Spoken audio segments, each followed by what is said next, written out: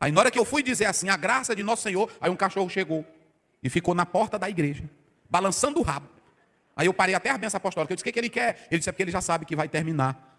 E aí está esperando a dona dele. Eu disse, não me diga isso, irmãos. Pois é, tá lá. Hoje eu fui ver. Na hora que eu fui dizer a graça de nosso Senhor, aí ele lá. Alegre, rapaz, sorrindo. Eu disse, eita, rapaz. Aí eu perguntei, pastor, e ele? Pastor Ziel, esse animal aí, a irmã, tem dia que ela não vem para o culto, mas ele não perde. Rapaz, eu disse, pastor, não me diga isso. Ele disse, não, eu estou lhe dizendo. Ele sabe o dia de culto aqui, e quando ela não vem, ele vem. Irmão, não sei não.